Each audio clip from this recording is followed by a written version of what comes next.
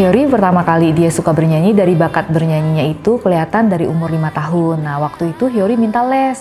Mami, aku mau les nyanyi dong. Nah, sempat kita sebagai orang tua sempat cuekin dia. Kayaknya kurang lebih ada 3 bulan kita cuekin.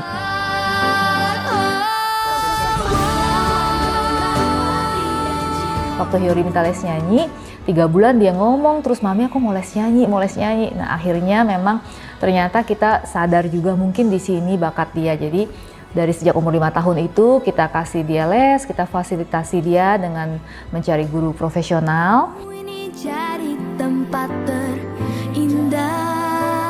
As Putri Anak Indonesia Budaya 2023, I want to remind all of you guys to not forget about our culture. Indonesia is very rich in culture, for example, baju adat, makanan tradisional, permainan tradisional, and a lot more. And I just want to say that we cannot forget our culture because culture is very important to us. If you want to succeed, of course, it cannot be automatically successful. If you fail, it doesn't mean that you will fail forever. It just gives you an opportunity to do better next time.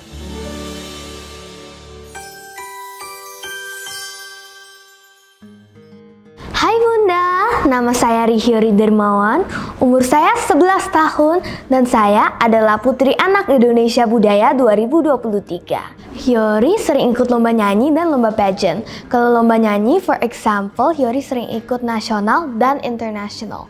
Kalau international, Hyori pernah ikut Wekopa, itu di Amerika Hyori dapat 1 gold, 2 silver, dan di Malaysia Hyori pernah ikut di APAF dapat 3 gold. Dan kalau pageant, Hyori pernah ikut Little Cici Koko 2023 dan Putri Anak Indonesia 2023. Before I joined Putri Anak Indonesia 2023, I actually joined Little Cici Koko first, which is actually my first pageant. And after that, I won, and then my mom thought, maybe we can start joining more pageant. And then after that, she asked me if I wanted to join Putri Anak Indonesia, and I said, yeah, sure, I want to join. And then she daftarin aku, and then I won. Awalnya Hyori bisa terjun ke modeling itu pertama ada lomba Little Cici Koko. Nah, saya waktu itu daftarin Hyori dan ternyata Hyori terpilih sebagai finalisnya. Nah, untuk Hyori persiapan untuk Little Cici Koko itu, jadi saya mencari guru modeling untuk dia gitu. Dari situ ternyata Hyori juga suka. Nah, dari situ sampai hari ini terus kita belajar modeling. Sejak yang Hyori mengikuti Little Cici Koko itu kan Hyori juara first runner up waktu itu.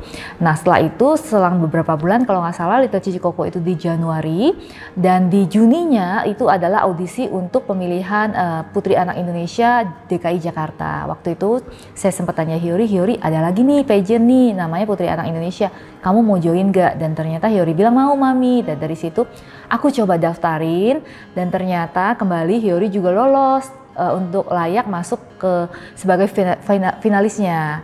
Nah, setelah itu kita coba lanjut lagi dan ternyata waktu di DKI Jakarta Hyori menang juara 1. Baru setelah itu loncat ke tingkat nasional. Pertama sih saya jujur merasa takut juga karena Hyori kan tadi yang saya bilang dia juga masih termasuk baru di dunia modeling. Jadi tuh saya ada ketakutan di mana karena kan lawan-lawan dia nih peserta-peserta yang lain itu memang mereka tuh saya lihat mereka memang udah dunianya di modeling ya. Jadi memang saya ada rasa takut, tapi bagaimana saya di depan Hyori berusaha untuk tidak menunjukkannya. Paling saya juga akan support dia. Saya bilang, Hyori, ayo kita sama-sama belajar. Gimana caranya biar kamu juga bisa masuk ke dalam dunia ini. Apa yang kamu suka, nanti Mami akan coba bantu dengan cara ya itu tadi kita fasilitasi dia dengan guru profesional, dibantu dengan guru-guru modeling yang menurut saya yang terbaik saat ini untuk Hyori.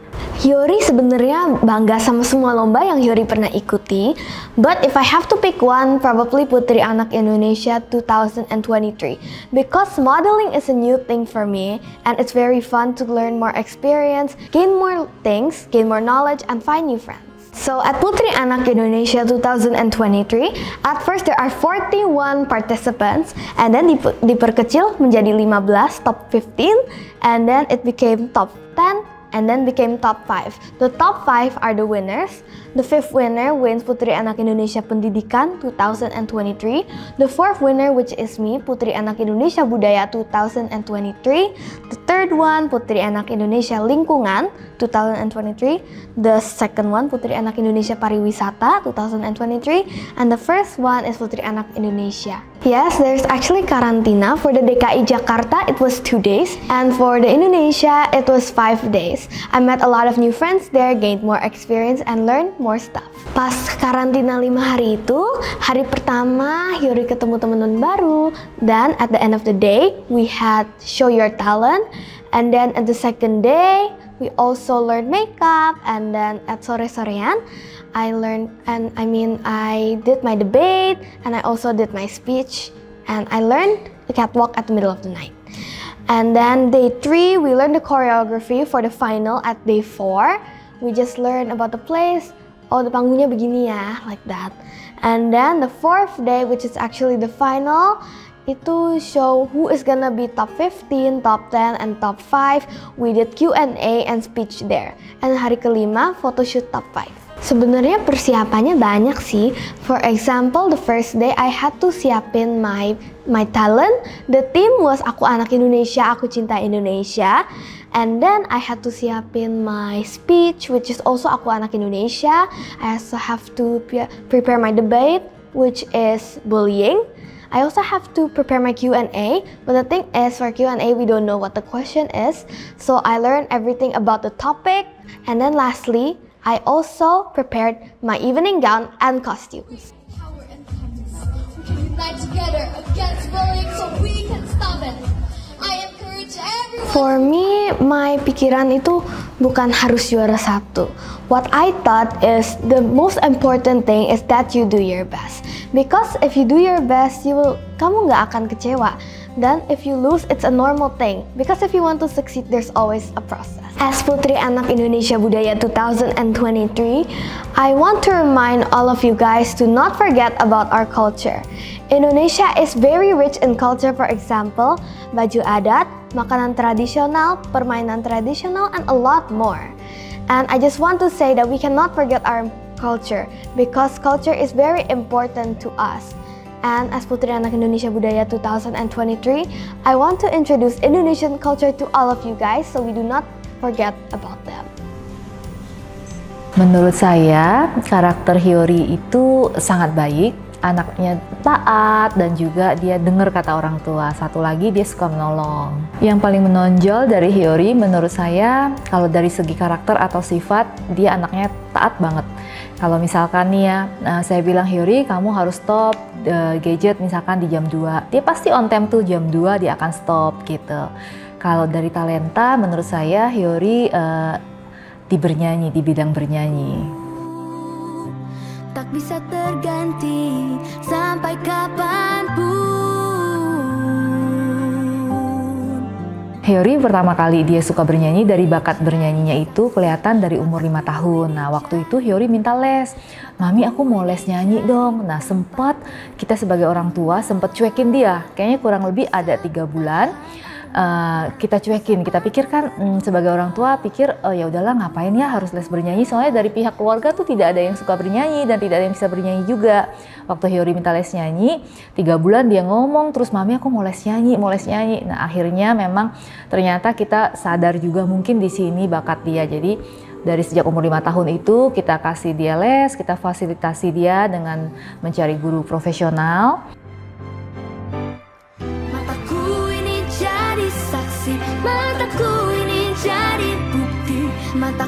For me, I started singing when I was 5 years old, and why I wanted to sing is because I thought that learning something new would be really fun. When I first time saw someone singing, I was like, oh my god, I think this is really fun and I want to try it.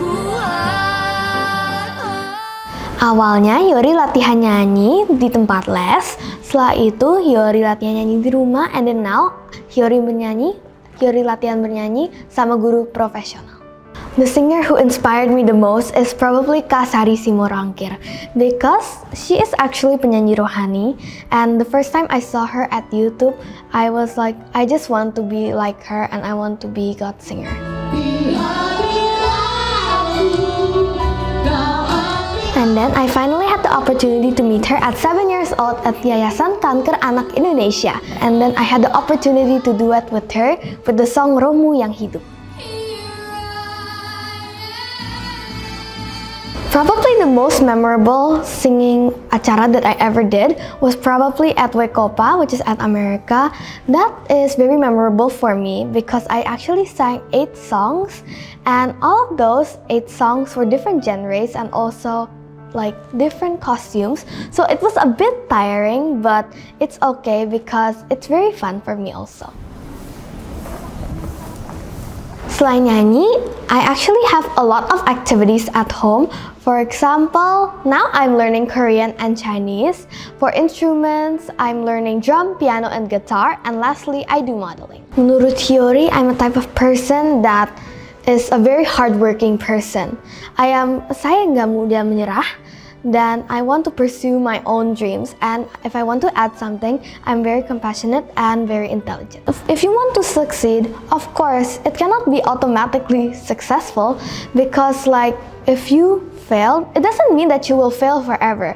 It just gives you an opportunity to do better next time. Yes, I remember one of my motivational things that my mom and dad ever said to me was, if you want to succeed, you cannot take any shortcuts, because if you really want to succeed, there's always a process. Yes, it might be tiring, but trust me, it's worth it. Actually, when I go anywhere and I see something new that I haven't done before, I always tell my mom, "Mom, boleh aku coba itu gak?" And then my mom always say, "Yeah, okay, sure." And one of the reasons why I really like to try new things is because I like gaining more experience and I like to learn more things. For me, my parents are very supportive. I'm really grateful that I have parents like that, and I'm really happy that they can support me throughout my whole journey.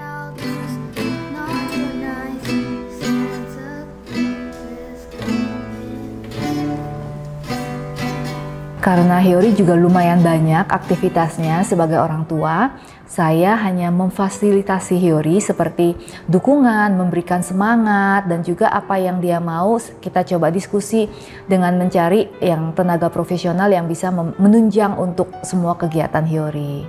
Tantangannya tentu ada, salah satunya karena Hyori ini banyak maunya, seperti dia minta gimnastik lagi, minta baking lagi. Jadi permasalahannya adalah waktu, dimana saya berpikir bahwa Hyori juga tidak boleh terlalu banyak banget aktivitasnya.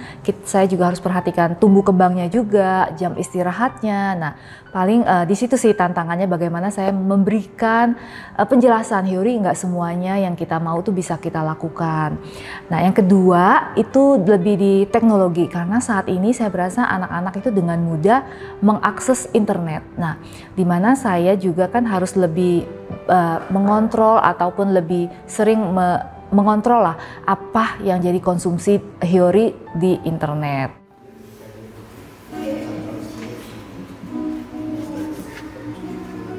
Cara saya untuk agar Hyori tetap sehat di tengah kesibukannya adalah dengan cara memperhatikan asupan gizinya, vitaminnya, semua kita harus teratur, dan juga dengan tidur yang cukup, olahraga. Nah, kalau dengan aktivitas yaitu membiarkan Hyori untuk melakukan apa yang dia suka. Dari semua pencapaian Hyori juga pernah gagal. Sebagai orang tua, salah satu cara menyiasatinya adalah memberikan nasihat kepada Hyori untuk bagaimana ketika misalkan dia tidak mendapatkan sesuai apa yang dia mau, jangan putus asa dan juga jangan menyerah langsung. Misalkan dia tidak mau ikutan lagi, nah itu kita sebagai orang tua akan menasihati dia terus. Dan satu lagi, ketika Hyori misalkan nih lomba bernyanyi, dia kalah, waktu dia mau nyanyi, kita selalu nasihatin dia, Hyori, ketika kamu bernyanyi lakukan yang terbaik, nyanyilah dengan yang terbaik, jangan menuntut juara satu, tapi ketika kamu bisa melakukan terbaik, pasti kamu nggak menyesal nih kalau kamu misalkan kalah. Ketika kamu bisa menang, itu berarti karena hasil dari kamu menampilkan yang terbaik. Sejak dulu saya mencoba menanamkan Hyori itu value untuk memanfaatkan waktu dengan baik, karena waktu tidak bisa diulang lagi. Ketika dia masih kecil, pakailah waktu dia dengan sebaik mungkin, lakukan apa yang dia suka, sebagai start untuk mencapai mimpi-mimpinya. Tapi sekali lagi, Hyori juga masih kecil, saya juga kepengen Hyori juga tidak kehilangan masa kecilnya. Honestly, when I grow up, I actually want to be a vet. I want to be dokter hewan because I really love animals. And when I maybe udah dewasaan, I want to be Miss Indonesia. Semua yang Hyori lakukan pastinya membuat saya bangga, tapi kalau boleh pilih, satu yang terakhir yang Putri Anak Indonesia. Kenapa? Karena itu tadi hal baru, karena kita berani terjun di dunia baru, tapi Hyori berhasil menjadi Putri Anak Indonesia Budaya 2023. Nah, itu membuat saya bangga.